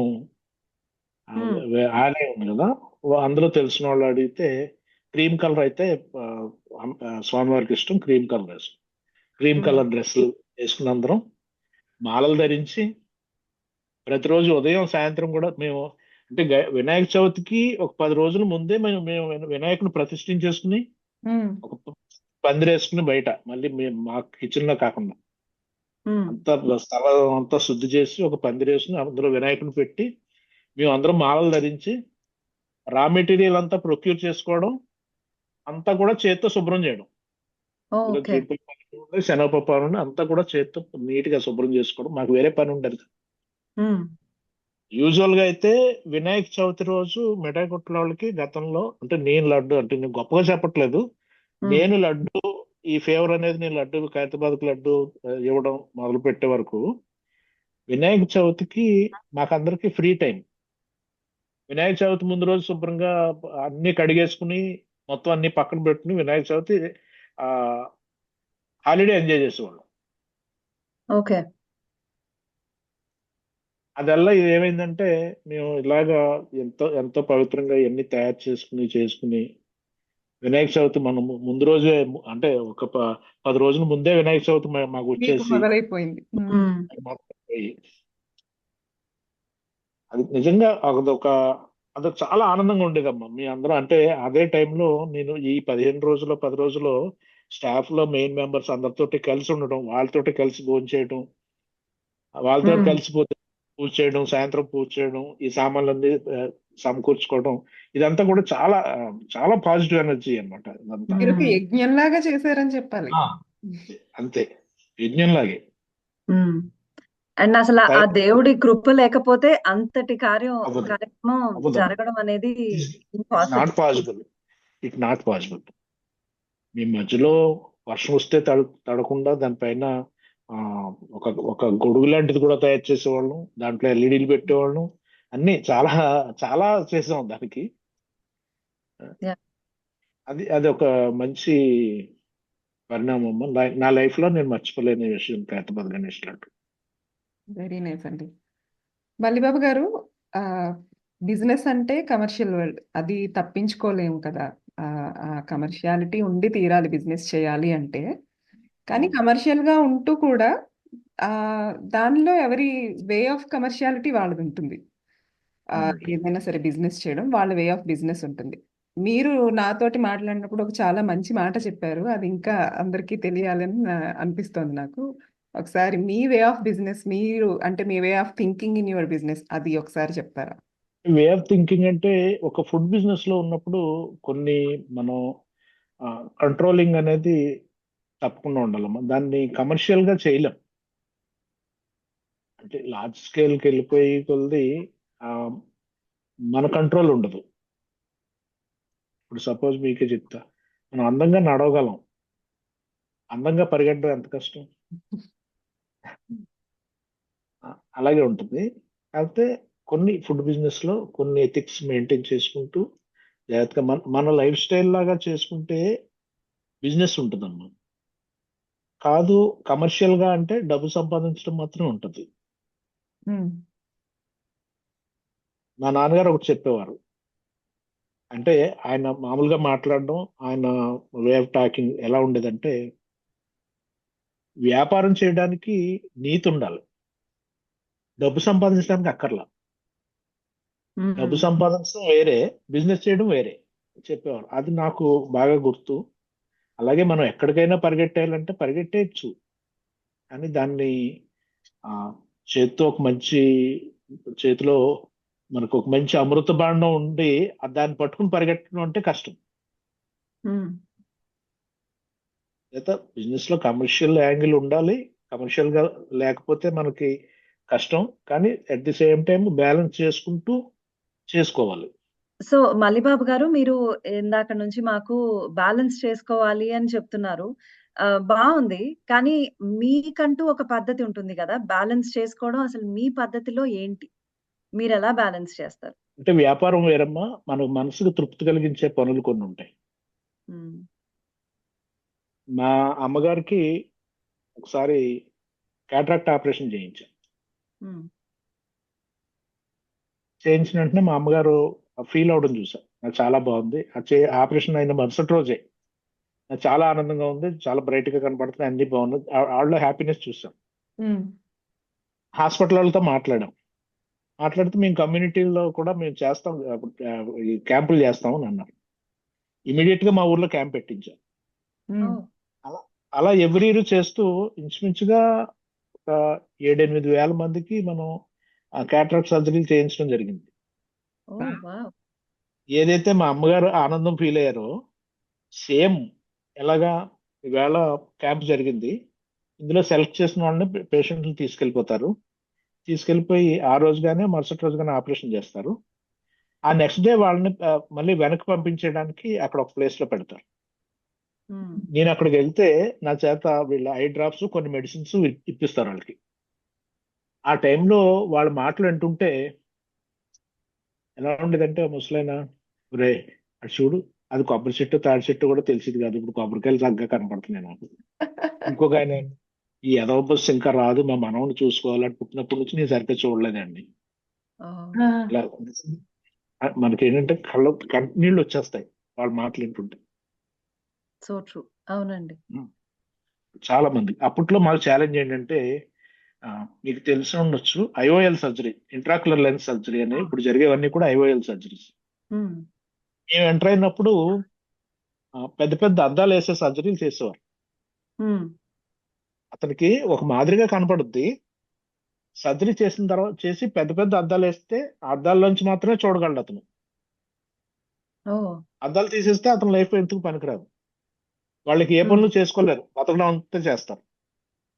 వాళ్ళని మార్చి ఇందులో తీసుకురావాలంటే దీనికి ఒక 500 రూపాయలు ఖర్చు అయ్యేది. ఉమ్, ఆ డబ్బు వాళ్ళు ఖర్చు పెట్టడానికి ఇష్టపడేవారు కాదు. ఉమ్, వాళ్ళు మామూలు ఆపరేషనే చేయించుకుంటామని మాకు ఈ డబ్బు ఇది వద్దని వారు. వాళ్ళు బలవంతంగా తీసుకొచ్చేవాళ్ళు. రైస్ మిల్లులకి అక్కడికి ఇక్కడికి వెళ్ళి వాళ్ళ ఓనర్స్ తో మాట్లాడి, మీరు డబ్బులు ఖర్చు పెట్టండి, మీరు ఒక 5,000 ఇవ్వండి, ఒక 10 మందిని మీరు పంపించండి మాకు. అలా చాలా బాగా చేసాం. ఉమ్, అదొకటి నాకు హ్యాపీనెస్. తర్వాత మా మా స్కూలు ఏదైతే నన్ను ప్రమోట్ చేయలేని స్కూల్, మంచి పని చేసింది ఆ స్కూల్ యాక్చువల్గా. ఆ స్కూలు మేము చదువుకునేటప్పుడే దాన్ని కొత్తగా బిల్డింగ్ కట్టడం జరిగింది. ఓ రోజు నేను అటు స్కూల్ వైపు వెళ్తే అక్కడ బిల్డింగ్ లేదు. ఉమ్, ఆ, ఏంటని పరిగెట్టుకెళ్ళి హెచ్ఎంని అడిగాను, స్కూల్ బిల్డింగ్ ఏమైందండి అంటే, అది పాడైపోయిందండి, ఉండని పనికిరాదని పంచాయతీ రాజ్ వాళ్ళు తీసేశారు బిల్డింగ్. ఉమ్, దానిపైన మా అమ్మగారు మా నాన్నగారు కూడా డొనేషన్స్ ఇచ్చారు. ఉమ్, వీళ్ళందరి పేర్లు ఉండేవి. ఏమంటే మరి మాకు చెప్తే అవి ఫోటోలైనా తీసుకుందాం కదా అంటే, మరి మనకు దీనికి సంబంధం లేదని చెప్పారు ఆయన. ఆ ఉమ్, తర్వాత దాని మీద కొంత ఫైట్ చేశాను, ఆ డిఈఓని కలిశాను, అన్ని చేసి ఆఖరికి అందరూ చెప్పింది ఏంటంటే, మీరు ఒక 10 లక్షలు డొనేట్ చేస్తే మీ పేరెంట్స్ పేరు పెట్టేయచ్చు స్కూల్ అని చెప్పారు. ఉమ్, ఇమీడియట్ గా కట్టేశాను. వావ్. ఆ జీవో గవర్నమెంట్ లో ఫైట్ చేసి మొత్తం మీద జీవో తెప్పించి పేరు మార్చేసాం. ఉమ్, కానీ స్కూల్ బిల్డింగ్ కన్స్ట్రక్షన్ చేయాలి. ఉమ్, అప్పుడు గవర్నమెంట్ ఇచ్చిన శాంక్షన్ దానికి సరిపోదు. ఉమ్, దానికి ఎంతో కొంత ఎవరొకరు సపోర్ట్ చేసి చేయాలి. మా మదర్ ఉంటుండగా ఎప్పుడు చెప్పేవారు, పిల్లలు బయట అక్కడక్కడ తింటున్నారు, చెట్ల కింద, ఆ బోర్ షెడ్లోనే తింటున్నారు, వీళ్ళకి డైనింగ్ హాల్ కావాలని చెప్పేసి మా అమ్మగారు ఎప్పటి నుంచో అనేవారు. ఉమ్, నాకు అది గుర్తొచ్చింది. ఉమ్, వెంటనే అక్కడ యాక్చువల్ గా గవర్నమెంట్ స్కూల్లో G+1 వరకు పర్మిషన్ ఇస్తారు, G+2 ఇవ్వరు. ఉమ్, మాకు చాలా తక్కువ ప్లేస్, మా స్కూల్ది స్ట్రెంగ్త్ ఎక్కువ. వాళ్ళతో ఫైట్ చేసి నేను G+2కి పర్మిషన్ తీసుకుని గ్రౌండ్ ఫ్లోర్ అంతా డైనింగ్ హాల్, ఓ, first floor, second floor school classrooms. ఉమ్. సుమారుగా ₹1,00,00,000 దాకా ఖర్చు పెట్టాం దానికి. వావ్. ఖర్చు పెట్టి చాలా బాగా తయారు చేసాం. ప్రతి క్లాసులోని కెమెరాలు, ఆ, ఇక్కడ మన ఆడియో సిస్టమ్, ఫ్యాన్స్, లైట్స్, మొత్తం ఏది ఏది లేదు అనుకోవడానికి లేకుండా మొత్తం అది ఒక మంచి టాయిలెట్స్. ఉమ్, పిల్లలకి మగ పిల్లలకి విడిగా మొత్తం 750 మంది ఉండేవారు అప్పుడు స్ట్రెంగ్త్. ఉమ్, అదొక చాలా నా లైఫ్ లో అదొక మంచి పని. ఇప్పటికీ కూడా స్టిల్ ఆ స్కూల్ మెయింటెనెన్స్ అంతా కూడా మేమే చూస్తున్నాం. ఎందుకంటే గవర్నమెంట్ ఒక 15,000 ఎంతో ఇస్తుంది పెర్ ఇయర్ ఉమ్, మెయింటెనెన్స్. ఉమ్, ఒక నెల కరెంటు బిల్లే 7,000 నుంచి 9,000 అవుతుంది. లాస్ట్ ఈ మన వైఎస్ఆర్సీపీ గవర్నమెంట్ వచ్చిన తర్వాత ఒక లాస్ట్ 2 years నుంచి గవర్నమెంట్ కడుతుంది ఆ బిల్లు. అంతవరకు కూడా మనమే కట్టుకుంది. Wow. Maintenance mineral water plant వేసాం. డైలీ మా స్టాఫ్ మెంబర్ ఒకళ్ళు వెళ్ళి అక్కడ బ్యాక్ వాష్ చేయడం, దాన్ని క్లీన్ చేయడం, అది రన్ అవుతుందో లేదు చూడడం. అలాగే ప్రాబ్లం పిల్లలు పాడు చేసేస్తుంటారు, విరగొట్టేస్తుంటారు, అవన్నీ చేయడం. ఇవన్నీ ఇంకా ఇది ఒక నా లైఫ్ లో ఇదో భాగం. ఇది కాకుండా ఎవ్రీ December 12 యాన్యువల్ డే చేస్తాం. ఏంటండి దాని ప్రాముఖ్యత? December 12. December 12 మా స్కూల్ బిల్డింగ్ ఓపెన్ చేసాం. అంటే అంత ముందు సంవత్సరం నుంచి యాక్చువల్ గా దాన్ని నేను విద్యావన భోజనాన్ని మొదలు పెట్టానమ్మా. ఎందుకంటే మనకి ప్రైవేట్ స్కూల్లో PTM జరుగుతాయి, parent teacher meetings. Parent teacher meetings కి మనం డెఫినెట్ గా కంపల్సరీ అటెండ్ అవుతాం. ఏదైతే గవర్నమెంట్ స్కూల్లో చదువుకునే పిల్లల తాలూకు తల్లిదండ్రులు ఎవరు కూడా అటెండ్ అవ్వరు. వాళ్ళు సింగిల్ పేరెంట్స్ ఉంటారు, వాళ్ళు కూలి పనికి వెళ్ళిపోతుంటారు, ఒక రోజు పిల్లలు దృష్టి పెట్టరు. మా టీచర్ల నుంచి కంప్లైంట్, పేరెంట్ టీచర్ మీటింగ్ ఎవరు రావట్లేదండి, ఏం చేయి పిల్లలు ఏమో ఆలోచిస్తున్నారు, వాళ్ళ పేరెంట్స్ తో చెప్పడానికంటే అవ్వట్లేదండి. ఏం పర్లేదు నేను తీసుకొస్తాను అందరిని అని చెప్పి విద్యావన భోజనం అని చెప్పేసి ఒకటి పెట్టి, అప్పటికి ఇంకా మా స్కూల్ బిల్డింగ్ ఓపెన్ కాల. ఇటు మొత్తం పేరెంట్స్ అందరినీ తీసుకురావాలని చెప్పేసి పిల్లలకి టాస్క్ ఇచ్చి, నువ్వు మదర్ ఫాదర్ తోటి రావాలి టాస్క్ ఇచ్చి, వాళ్ళకి మధ్యాహ్నం భోజనాలు, పిల్లలతో కల్చరల్ యాక్టివిటీస్. ఇదే కాకుండా గంటకి లాటరీ తీసి వచ్చిన పేరెంట్స్ కి ఏదో గిఫ్ట్. మీరు ఏది చేసినా కూడా మీరు బిజినెస్ ఎంత ఇన్నోవేటివ్ గా డెడికేషన్ తో చేస్తున్నారో, మీరు చేసే ఈ మంచి పనులు కూడా అంత ఇన్నోవేటివ్ గా అంత డెడికేషన్ తో అది అవసరం అమ్మా. ఇప్పుడు ఏమవుతుంది, ఇప్పుడు ఇంచుమించుగా 90% పేరెంట్స్ అందరూ వచ్చారు. వచ్చిన పేరెంట్స్ లో టీచర్ల పని ఏంటంటే, ఎవరైతే అల్లరి చేసే పిల్లలు ఉన్నారో వాళ్ళ పేరెంట్స్ లాక్కెళ్ళిపోయి మీటింగ్ లో వచ్చి అక్కడ కూర్చోబెట్టి వాళ్ళ క్లాస్ పెట్టడం. ఇలా చేస్తున్నారు, ఇలా చేస్తున్నారు. మామూలుగా అయితే దొరకదు. ఒక పక్కన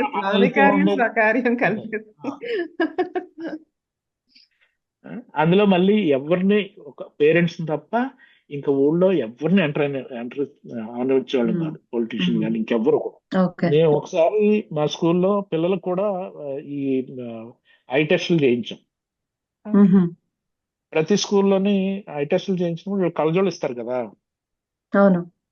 కళ్ళజోళ్ళు ఇవ్వడానికి ఎవరో ఒక గ్రామ పెద్దనో ఒక పొలిటీషియన్ పిలిచి అతని చేత వీళ్ళందరికీ ఇప్పించేవారు. కానీ మా స్కూల్లో ఏం చేసామంటే, ఎవడైతే బెస్ట్ ఫ్రెండ్ ఉంటాడో వాడిని పిలిచి వాడి చేతిగా కళ్ళజోడిచ్చి, రే నీ ఫ్రెండ్ ఈ కళ్ళజోడు వాడాలి, అది నీ బాధ్యత.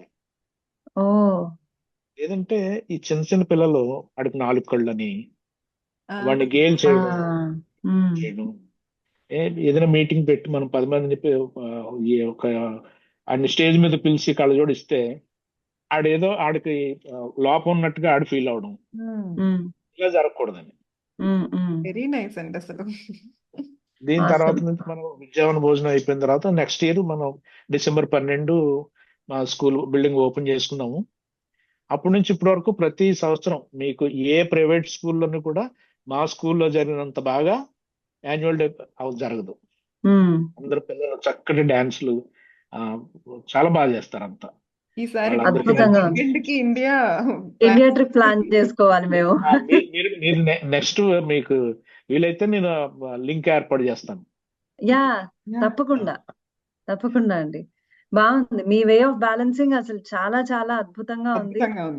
అందరూ ఇదే విధంగా ఆలోచిస్తే నిజంగా సమాజం ఎంత బాగుంటుందో. ఒక్కొక్కరికి ఒక్క విషయంలో ఆనందం ఉంటుందమ్మా. నాకేంటంటే ఊరికి మన పబ్లిక్ మనం ఎంతవరకు చేయగలం.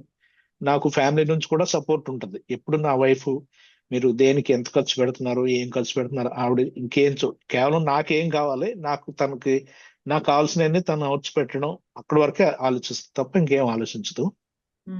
అలాగే మా ఊర్లో శివాలయం ఉంది. అప్పుడెప్పుడో మన వ్యాస మహాముని దాన్ని స్థాపించారు. అగస్త్య మహాముని ఈ శివుని స్థాపించారు. అది 400 ఇయర్స్ బ్యాక్ ఆ బిల్డింగ్ అది మన శివాలయం కట్టారు. దాని చుట్టూ ఫ్లోరింగ్ పోయిందని చెప్పి నన్ను ఆ, ఆ దేవాలయం కమిటీ వాళ్ళు పిలిచారు. అండ్ ఇది ఫ్లోరింగ్ పోయింది, ఫ్లోరింగ్ చేస్తే బాగుంటుంది. సరే అంతా శుభ్రం చేసి కాంక్రీట్ వేసేసాము. ఇంకా పైన ఆ, ఈ రాళ్ళు అతికించాలి. ఉమ్, అనిపించింది ఈ రాళ్ళు అన్ని అతికి కింద నీట్ గా తయారు చేస్తే గుడి పాతగా కనపడుతుంది. ఉమ్. ఇక్కడికి ఇది ఆపి గుడి పని మొదలు పెట్టాం. ఓ మై ఇప్పటికి గాడ్. 1.5 year అయింది. ఇంచుమించుగా ఒక 70 lakhs వరకు ఇప్పుడు వరకు ఖర్చు పెట్టాం. చాలా అద్భుతంగా వచ్చింది. ఇప్పుడు ఫ్లోరింగ్ చేయాలి. బాగుందండి, నిజంగా చాలా బాగుంది. మైత్రి, మీ నువ్వు మీ గోదావరి జిల్లాకి ఎప్పుడు రాలేదు కదా? ఉహు. ఒకసారి విజిట్ పెట్టుకో. అదే గోదావరి జిల్లాకి రావాలి. నిజంగా చాలా ఇన్స్పిరేషనల్ గా ఉంది మీతో మాట్లాడుతూ ఉంటే. అంటే సంపాదించడమే ఒక్కటే కాదు, పరిగెత్తి సంపాదన ఇంకా ఇంకా నేనేం చేయొచ్చు, ఇంకా నాకేం కావాలి అని ఆలోచించే వాళ్ళే ఉన్నారు తప్ప, నేనేం చేయొచ్చు, నేను సమాజానికి తిరిగి ఎలా ఇవ్వచ్చు అనే ఆలోచన ఉండేవాళ్ళు చాలా కొద్ది మంది ఉంటారండి. అందులో మీరు అదేనమ్మా. మొదటి లైన్ లో ఉన్నారని చెప్పొచ్చు. లేదు, ఇంకా చాలా మంది అంటే ఇప్పుడు సొసైటీ మారిపోయింది. ఇప్పుడు ఏదైనా మంచి పని చేస్తామంటే ఇచ్చేవాళ్ళు చాలా మంది ఉన్నారు. Yeah. పూర్వంలాగా లేదు ఇప్పుడు. పిల్లలందరూ బాగా సంపాదించుకుంటున్నారు.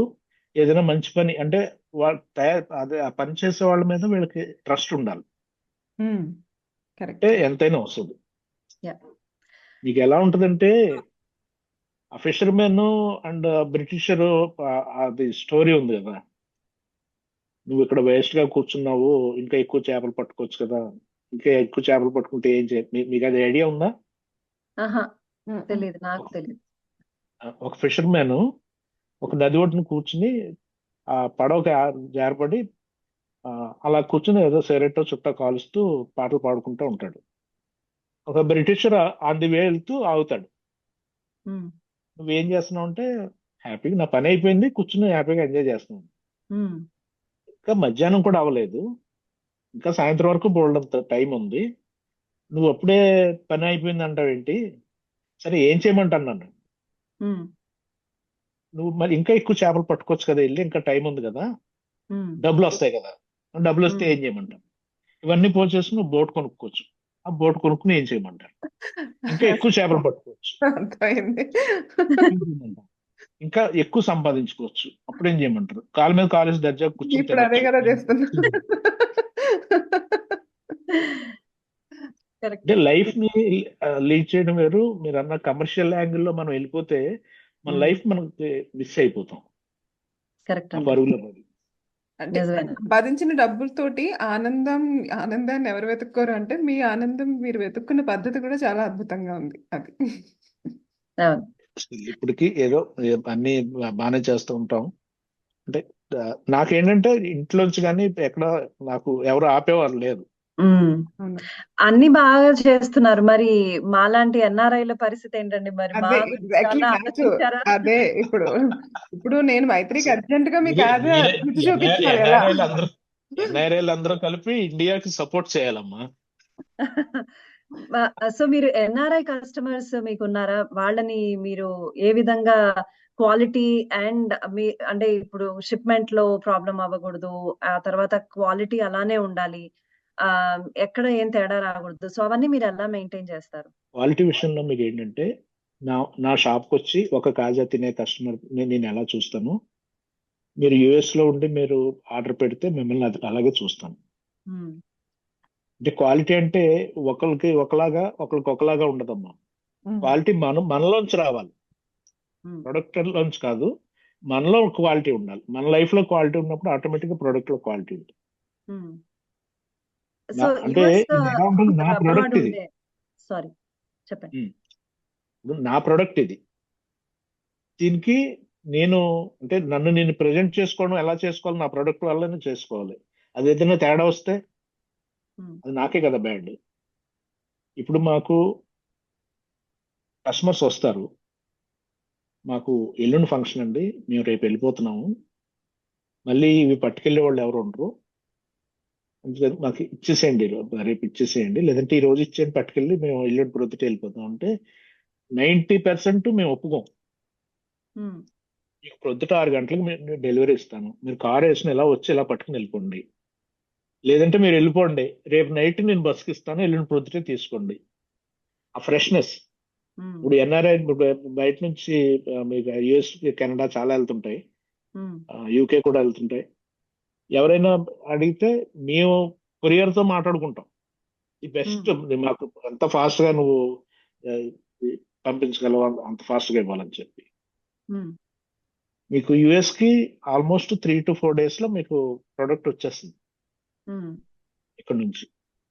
ఇప్పుడు మేము హైదరాబాద్ లో ప్లాన్ చేస్తున్నాం, ఒక హబ్ ఒకటి, షాప్ లా కాదు, ఓన్లీ డెలివరీ హబ్ అది.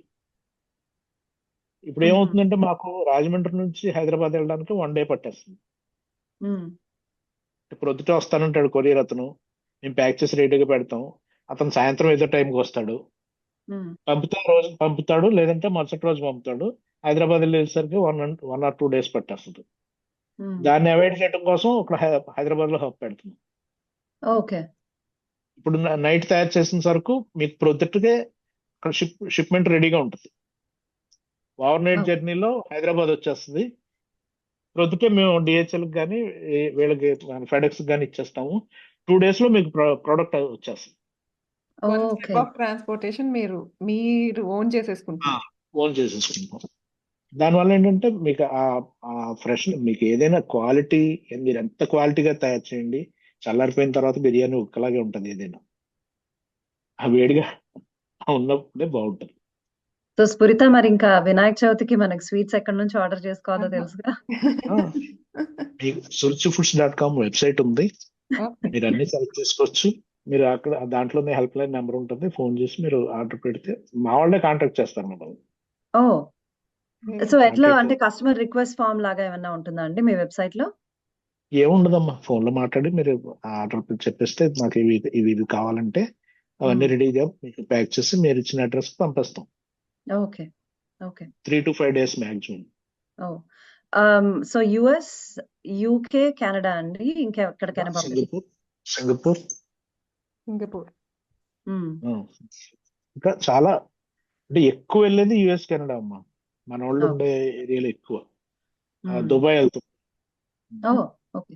చాలా చాలా సంతోషంగా ఉంది మీతో మాట్లాడడం, మీ ఇన్ని విషయాలు తెలుసుకోవడం, అండ్ ఒక అర్థవంతమైన జీవితాన్ని ఎలా గడపాలో కూడా మీరు మాకు చక్కగా మీ జీవితంలో మీ అనుభవాలతోటి మాకు అవన్నీ చెప్పడం అనేది నిజంగా మాకు చాలా ఆనందంగా ఉంది. 1 last నేను క్వశ్చన్ అండి. అంటే ఇప్పుడు ఇన్ని చెప్పారు మీ గురించి, చాలా చాలా ఇన్ఫర్మేటివ్ గా ఉంది. ఇన్ఫర్మేటివ్ ఒకటే కాదు, ఇన్స్పిరేషనల్ గా ఉంది మీతో మాట్లాడడం. మీ అనుభవాల్లోంచి ఇప్పటి జనరేషన్ కి ఒక మెసేజ్ ఇవ్వాలి అంటే ఏం చెప్తారు? నా అనుభవంలో నా జీవితం అది నడిచిన విధానం వేరమ్మా. ఇప్పుడుండే జనరేషన్ కి ఇది వేరు. కానీ ఇప్పుడుండే జనరేషన్ ఎలా ఉంటున్నారంటే ఆ, వేరే వేరే కంట్రీస్ తాలూకు కల్చర్ని వీళ్ళు ఓన్ చేసుకోవాలనే ప్రయత్నం చేస్తున్నారు. మొత్తం ప్రపంచానికి నాగరికత నేర్పిందే మనం, ఇండియా. వీళ్ళు ఇండియా గురించి తెలుసుకుంటే ఇంక ప్రపంచంలో దేని గురించి తెలుసుకోవాల్సిన అవసరం ఉండదు. మన ఇండియాలో ఒక టూర్ ప్లాన్ చేసుకుని ఇక్కడ ఉన్న టెంపుల్స్, ఈ ప్లేసెస్ చూస్తే ఫస్ట్ వీళ్ళకి అర్థం అవుతుంది ఇది ఏంటి అనేది, ఇండియా అంటే ఏంటి అనేది. అది అర్థం చేసుకోకుండా మనం బయట పరిగెడుతుంది, అక్కడ ఏదో ఏదో ఉంది, ఇక్కడ ఏదో ఉందని చెప్పి. అవన్నీ కూడా మన ఇండియాలో ఉన్నాయి. ముందు ఎక్స్ప్లోర్ ద ఇండియా ఫస్ట్. తర్వాత లైఫ్ అంటే సంపాదన ఒక్కటే కాదు, లైఫ్ అంటే హ్యాపీగా గడపడం. మీకు ఇందాక చెప్పిన చేపలు పట్టేవాడుగా స్టోరీ అనుకోండి, మనం ఈ రోజు ఎంత హ్యాపీగా గడిపాము మనం అనేదే కౌంట్ అవుతుంది. కానీ ఎంత సంపాదించాము, బ్యాంక్ బ్యాలెన్స్ ఎంత ఉంది, ఇది ఏది కూడా మనకు కూడా రావు. పిల్లలకి చెప్పేది ఏంటంటే మన కల్చర్ దాటి బయటకు వెళ్ళకండి. మన కల్చర్ని ప్రిజర్వ్ చేసుకోవాలంటే ఇంకా మీకు ఒక రకంగా చెప్పాలంటే యుఎస్ లోనే మన కల్చర్ బతుకుతుంది మన ఇండియా కంటే కూడా. నిజం. చక్కగా ఈ పిల్లలకి సంగీతం నేర్పుతున్నారు, డాన్సులు నేర్పుతున్నారు, అన్ని చేస్తున్నారు. అది ఇండియాలో కరువైంది. ఇండియా అంతా కొరియన్ చుట్టూ తిరుగుతుంది. It was wonderful talking to you Mallibabu గారు. అసలు మేము జస్ట్ ఒక బిజినెస్ మ్యాన్తో మాట్లాడతాము అన్న మైండ్ సెట్ తోటే ఇంచుమించు ఉంటుంది. వచ్చాము ఇంటర్వ్యూకి, అంటే బిజినెస్ గురించి చెప్తారు అలా అనుకున్నాం. కానీ మీరు లైఫ్ గురించి చెప్పారు మాకు, మా వ్యూయర్స్ అందరికీ కూడా. ఇది చూసిన వాళ్ళందరూ కూడా చాలా చాలా నేర్చుకుంటారు మీ దగ్గర నుంచి. చూసి నేర్చుకోవాలన్న తపన ఉన్నవాళ్ళు తప్పకుండా నేర్చుకోవడానికి మీరు చాలా ఇన్ఫర్మేషన్ ఇచ్చారు. అది కూడా విత్ ఎంటర్టైన్మెంట్. అసలు ఎక్కడ బోర్ కొట్టకుండా మాకు ఆల్మోస్ట్ ఎంత 2 hours గా మాట్లాడుతున్నాం మీతోటి. మాకు అసలు అనిపించలేదు అలాగా. ఇంకా ఇంకా మాట్లాడుతున్నా కూడా అలా మాట్లాడుతున్నారు. మీ అనుభవాలు అంత బాగున్నాయి, మీరు ఎక్స్ప్లెయిన్ చేయడం చెప్పడం అంతకంటే బాగుంది. Thank you so much Mallibabu గారు. అలాగే థ్యాంక్ యూ. మా coffee Kaburlu is all about bringing out the personalities. అంటే ఒక సక్సెస్కి it's not a overnight thing.